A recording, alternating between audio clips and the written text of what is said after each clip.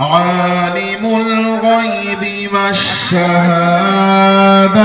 هو الرحمن الرحيم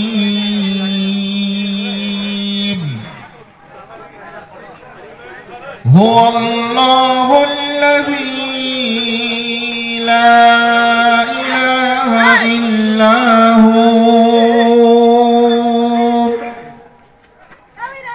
الملك القدوس السلام المؤمن المهيمن العزيز الجبار المتكبر سبحان الله سبحان الله عما يشركون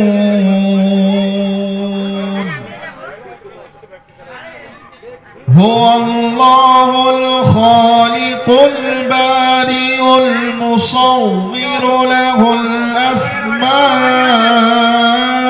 الحسنى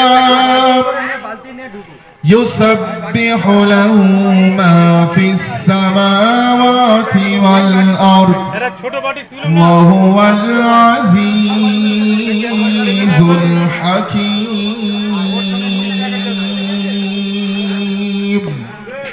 صدق الله المولانا العظيم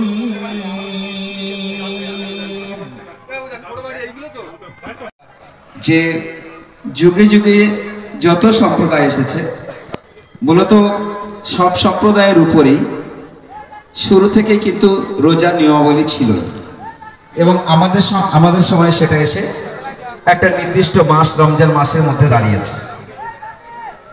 তো সমস্যা একটা জায়গায় যেটা বলতে দ্বিধা নেই,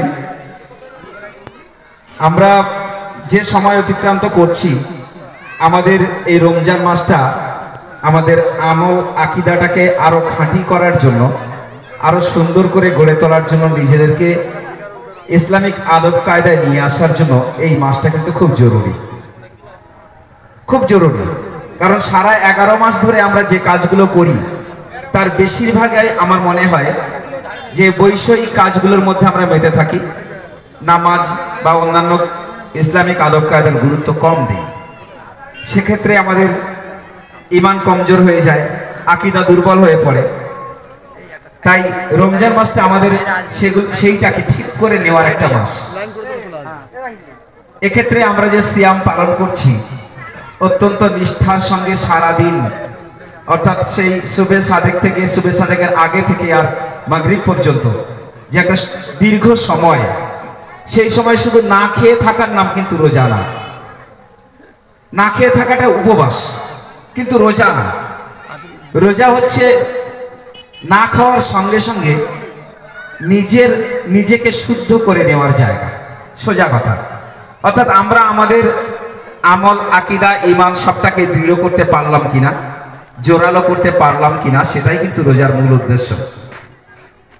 তো খুব একটা ছোট্ট একটা কথা মনে পড়ে যাচ্ছে, আল্লামা ইকবাল সাহেবের একটা ছোট্ট 4টে লাইনের একটা কথা উনি বলেছিলেন।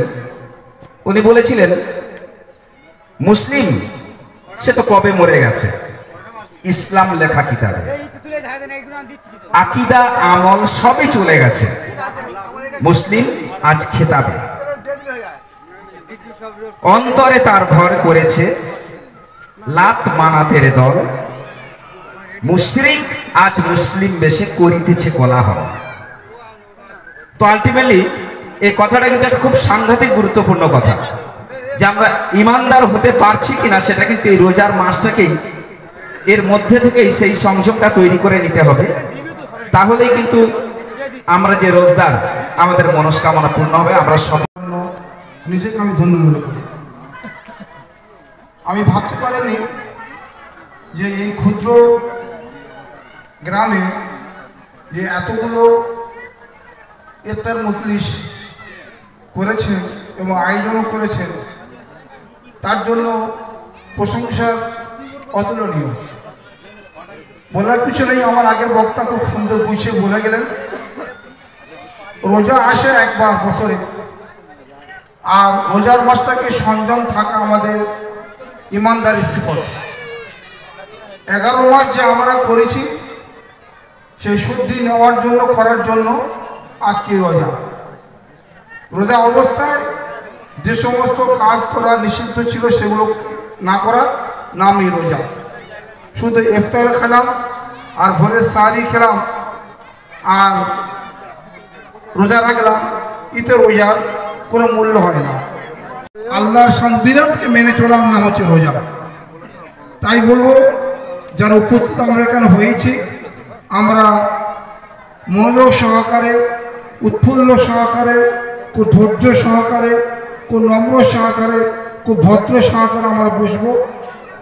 আমাদের বড় বড় আরও রয়েছেন, থানা দিয়ে শেষ করছি।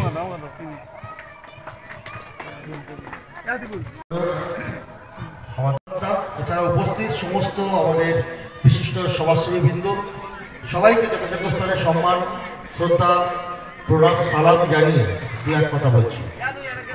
আমরা জানি যে বাংলা তথা বাঙালি ভারতবর্ষ শুধু নয়, সারা বিশ্বের আজ যত মুসলিম সমাজের মানুষজন আছে তারা দীর্ঘ বৎসরের পর প্রতি বৎসরে এই রমজান মাসকে বিশেষভাবে উল্লেখ করে তারা রোজা রাখে এবং রোজা রেখে ঈশ্বরের কাছে সর্ব মানুষের জন্য তারা প্রার্থনা করে। এবং আমি যতটুকু জানি, শুধু তার পরিবার নয়, শুধু এই বাংলা বিশ্বের সমস্ত মানুষ যাতে ভালো থাকে, সমস্ত জাতি যাতে ভালো থাকে, তার জন্য তারা আল্লাহর কাছে তারা প্রার্থনা করে, ঈশ্বরের কাছে প্রার্থনা করে। এটা কিন্তু আমরা ছোট্টবেলা থেকে জেনে আসি। এই জানার ইতিহাস কারণ, এই জানার ইতিহাস হচ্ছে আমরা সেই বাংলা, সেই ভারতবর্ষে আমরা বাস করি, যেখানে একদিকে আমার মুসলিম বাড়ি থাকে, অন্য জায়গায় অন্য পাশের বাড়িতে আমার হিন্দু বাড়ি থাকে। আমরা এই বাংলা তথা ভারতবাসী, আমরা ভোরের আজান আর সন্ধ্যের হিন্দুদের বাড়ির শাঁখ কাশি ঘন্টার আওয়াজ শুনে আমাদের এই বাংলার ঐতিহ্য, এই বাংলার সংস্কৃতি, আমাদের ধারা আজ অব্যাহত হয়ে আছে। তাই ধর্ম যার যার, উৎসব সবার। তাই আজকের দুর্গাপুজোয় আমরা সমস্ত সম্প্রদায়ের মানুষ আমরা মিলেমিশে একাকার হয়ে যাই। খ্রিস্টানদের বড়দিনে আমরা সবাই মিলেমিশে একাকার হয়ে যাই। আবার এই ঈদের পবিত্র যে ঈদ হবে, সেই ঈদেও আমরা সর্বধর্মের মানুষ একতা হয়ে আমরা খুশির ঈদ পালন করব, একে অপরের বুকে জড়িয়ে ধরে। এটাই আমাদের সমস্ত বাংলার কৃষ্টি, ভারতবর্ষের কৃষ্টি সংস্কৃতি। তাই সমস্ত যারা রোজাকারী যারা আছেন সবাইকে আমি ধন্যবাদ জানাই যে ঈশ্বরের কাছে আপনারা প্রার্থনা করবেন এবং আমিও প্রার্থনা করব যে আগামী দিন আপনাদের সবার মনস্কামনা যেন আল্লাহ পূরণ করেন।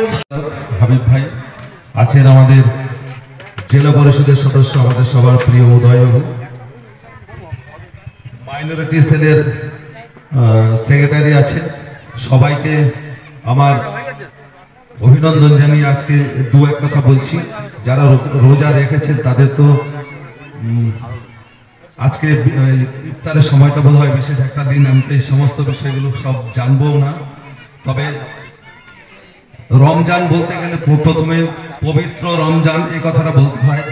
ইসলাম ধর্ম বলতে গেলেও পবিত্র কথাটি আগে আনতে হয়। ইসলাম ধর্মটা এতটাই পবিত্রতার উপর দিয়ে নির্ভর করে।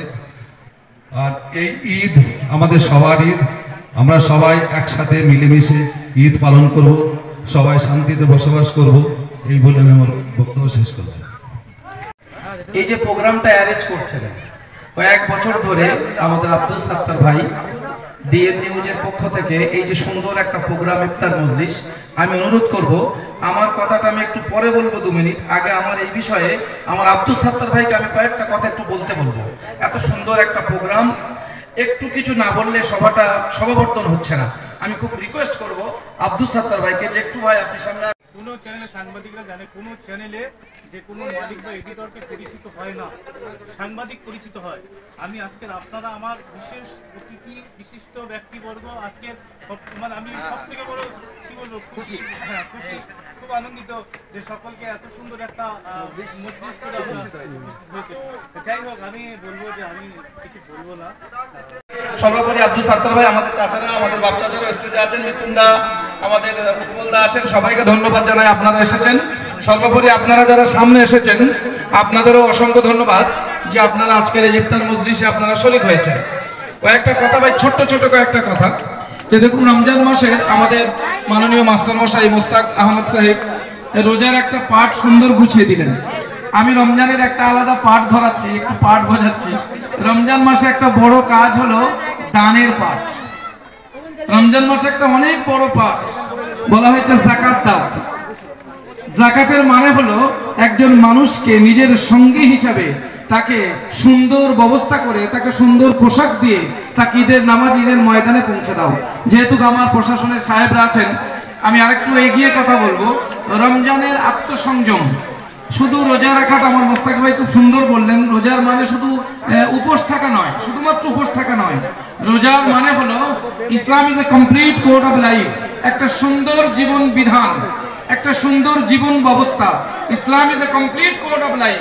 এই সুন্দর বিধানের মধ্যে রোজা একটা স্বাস্থ্যের জন্য খুব ভালো উপকার, স্বাস্থ্যের জন্য একটা খুব সুন্দর কি বলবো পরিকল্পনা। ঠিক একদিকে দান, আজকে একদিকে নিজের শরীরটাকে সুস্থ রাখার জন্য রোজা অপরিহার্য।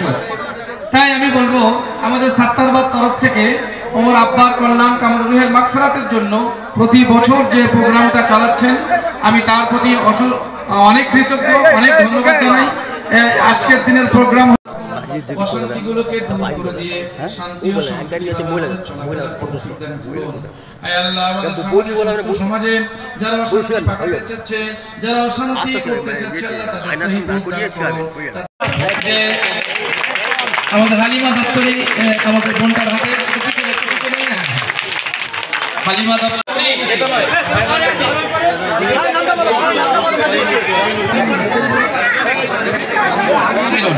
আমিরুন